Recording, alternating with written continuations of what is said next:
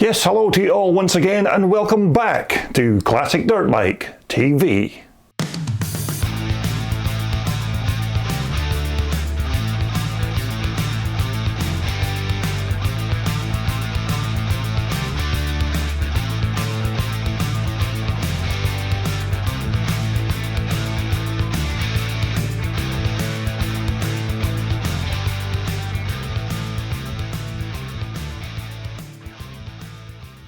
Yes, hello again, welcome back once more to Classic Dirt Bike TV, where we do our very best to try and bring you more of those old school vintage dirt bikes from way back in the day. Now, I've just returned recently from my first winter filming assignment of 2022, and in this next video we're going to show you a lovely old British made machine from way back in the day, and this particular bike has been owned by the present owner for more than 50 years. So we're going to dive straight into that video now and take a look at John Rogerson's lovely little dot scrambler. And so this lovely little dot 250 belongs to Scottish rider John Rogerson. Now, John has owned and raced this bike for almost 52 years, and this bike, when it was in its original condition, was built at the Dot factory in 1970. But if you bear with me for just a couple of minutes, I'll give you a little background on this bike's history. Now, it was around the late 1960s that John had an idea of building a new bike that he could use at local trials or other off-road events, and it was about then that he was informed that Villiers were selling off surplus stocks of parts at rock bottom prices, whereby John then made the trip to Villiers HQ and then bought himself a brand new 250 Villiers Starmaker motor, which in 1970 cost John the princely sum of £35, which sounds very little money for a 250 two-stroke motor even in that year. And so after the purchase of the motor, John then sent letters out to various bike manufacturers to ask if they would be interested in building him a bike around his new Starmaker engine. And despite many letters being sent out, only the Dot motorcycle factory replied saying that they could build him a complete 1970 rolling chassis with leading link forks for just £165, to which John agreed and then promptly dropped off his Starmaker motor in order that they could complete the bike build, after which a few weeks later he then received a telegram to say that his bike was completed at a total cost of £185. So it's suffice to say that John was quite happy with his brand new bike, and it did give him good service for the following 42 years, after which John then decided that his old faithful motorcycle was now looking pretty rough and tired, and it was in 2013 that John then decided to do a full restoration on his old bike, and the pictures that you're now looking at is the bike soon after its new refurbishment was completed. But let's just take a look at some of the parts on John's old Dot, starting with the bike's frame, which, as you can see, is not your typical steel tubing chassis, but is made of square box section steel, which John did tell me that this bike was one of the last of the square frames that Dot had produced. Now, the swing arm again was simple box section light gauge steel, but although this bike did have a strong steel frame in terms of its overall weight, this was still a very feather-light bike, and it was quite easy to chuck around when you were riding it on any kind of racetrack. And for a relatively small 250, it was also quick and very manoeuvrable. Now, one of the adjustments or improvements that John made on the bike during its restoration was to move the footrests and its hangers higher up on the chassis. Now, originally the pegs would have been fixed through that very small hole just behind the rear brake pedal, which John thought was far too low and a bit cumbersome, so he then remounted the footrests higher up to give it better ground clearance. And although this foot peg on the left-hand side of the chassis was fixed and welded in place, this other footrest on this right-hand side of the chassis was a folding peg, probably just to allow a bit more room for the motor's kickstarter to swing through its full cycle. And so as we move on to the front end of our DOT 250, now in 1970 you could either opt to have a pair of conventional metal profile front forks on these bikes, or in our case here, a pair of leading link suspension units. Now, as far as I'm aware, there wasn't much in the way of difference between both of those suspension systems, and both of them performed quite well, but these leading link units were still basically 1960s technology, and to be fair, at the time you never really had a big selection of what suspension systems to fit onto your off-roader, so you had to just make do with what was available at the time. But it was a pretty standard setup with the linkage at the bottom and a pair of just basic dampers fitted onto either side of each fork leg. Although for some of those old motocross and trial stars of that late 1960s and early 1970s period, to be fair to them, they didn't let the lack of suspension technology hold them back, and they were still very quick on these old machines, but then again there wasn't much that they could do about it anyhow, as this, as I said, was the technology of its day. And once again, at the rear of this little dot, things weren't much better if you were looking for a nice, smooth, plush ride over rough ground. And these rear shocks or dampers were again pretty basic, and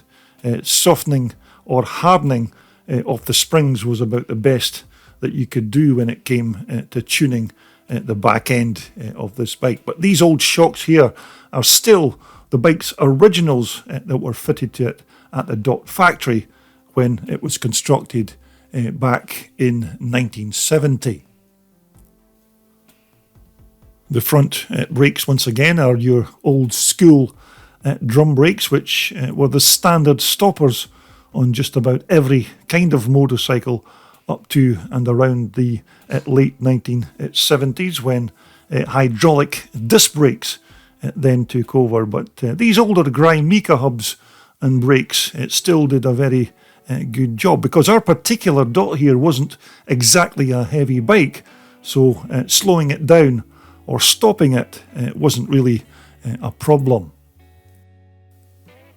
And the back brake, once again, was pretty much on par with the front, in that it did do quite a decent job of pulling up our 250 in all manner of race conditions. But of course, getting water or moisture into these brake hubs would certainly reduce the friction of the shoes and subsequently its stopping power. But nevertheless, these Grimeka hubs were still used on a number of other British motorcycle manufacturers during the 1960s and 1970s. Again, with regards to the wheels on John's DOT, now the stock original rims that were fitted at the DOT factory in 1970 had certainly done a lot of work after 42 years of off-road use, and when it came to the bike's restoration in 2013, those stock rims were certainly well rusted and corroded, and so John then took the opportunity to replace them with a brand new set of steel rims that were then relaced with brand new spokes onto those Grimeka front and rear brake hubs. And so the engine that's fitted into the DOT chassis is still the very same 250 Starmaker engine that John bought back in 1970 from the Villiers factory, but this again has undergone a full strip down and rebuild when the rest of the bike was restored in 2013. Now, this Starmaker motor is a single cylinder 250 two-stroke piston port power plant with a standard 4-speed gearbox and wet multi-plate clutch. And these Starmaker engines were great little motors, and they were well utilised to fit into various makes and models of British-made motorcycles, and Villiers even made an alternative version of the Starmaker engine purely for road racing bikes, which had a 7-speed gearbox. And as I remember, some of these Starmaker motors were also used to power go-karts as well back in the day. And also in the early 1970s, these were the days before we had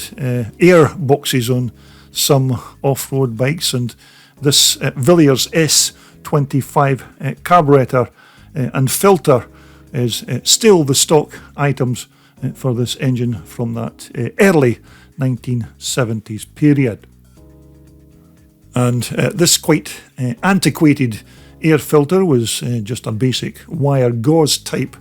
of filter that helped capture most of the dust and debris from entering that Villiers motor. And for servicing, it was really more or less just a case of removing this spring clip and then taking out the filter and maybe washing it in petrol and then replacing it once again. All extremely simple, of course, and definitely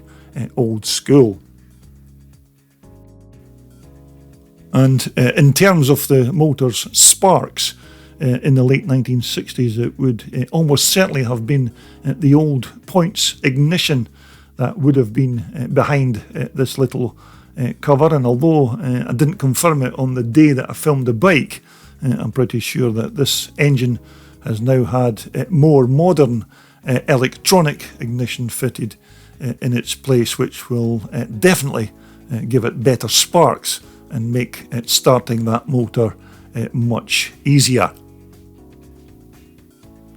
Now, surprisingly, the complete exhaust system on John's 52-year-old bike is still intact and functioning well, and during the restoration, this really only required a quick rub-down preparation and then repainting in heat-resistant matte black before then being bolted back onto the bike chassis once more. But a high-level exhaust system, of course, as this bike was predominantly used for trials and some green laning, so keeping it high up off the chassis prevented it from suffering any damage from rocks or stones. Now, by the time John had actually bought and paid for his bike to be built by the DOT factory, they at that time had just run out of their supply of what would have been polished alloy fuel tanks that they would normally be fitting onto this DOT model. And so instead, they then bolted on one of these fiberglass Minarelli fuel tanks, which DOT intended to use on future models. But as you'd expect, these were naturally lighter and less expensive than the metal alloy parts that they used in the past. Although the downside is, as you know, these fiberglass fuel cells don't take too kindly to modern day fuels being left in them for long periods, because it does tend to eat away at the insides of the tank. But that's not really a problem if you just drain the tank of gas after each race event. But comfort apparently was not really a consideration that DOT had looked into when they were designing this little off-roader. And let's face it, with the limited suspension travel that you had at the back of these bikes, you'd think that this skinny seat would have maybe had a bit more padding. But although this bike is more or less the trials model, the old DOT Demon Scrambler, which was an almost identical bike, was fitted with exactly the same seat as this one here. But as you know, I've said it before, that you certainly can't beat an old classic dirt bike with some nice chrome wheels and nicely polished alloy mudguards. And the actual mudguards fitted to John's machine here are brand new replacements, because the 42-year-old originals were so badly corroded and full of dings and dents after their many years of slog and toil on the racetrack. But up at the business end of our old classic, we still have all of the bike's original controls, and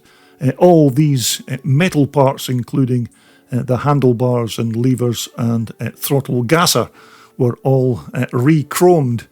during its restoration. And as you can see, ball end levers, which were a stock fitting on many motocross and trials bikes of that period. And as far as I'm aware, the bike's control cables are again all originals, as John did tell me that he lubricated these cables religiously throughout the bike's life, and that's more than likely how they've lasted so long. But when I first came across John's old DOT, I thought that this Speedo mounting plate may have been a part that John had actually added to the bike himself. But as it happens, this part again is a stock original item that was fitted at the DOT factory when John had the bike built. And as you can see, it's just a simple piece of aluminium with a couple of holes drilled in it, and then bent over so that you could place racing numbers onto the front. Now, while I was talking to John on the day I took these pictures, he told me that he certainly had some great days on his old 250 DOT. And although the bike's maybe not been raced competitively during its 50 or so years in John's possession, he still says that he's had many years of enjoyment riding this bike. But unfortunately, he told me it's now time to part with his old friend, and he's now put the bike up for sale, and hopefully just to let some other lucky person appreciate it for the next 50 years or so.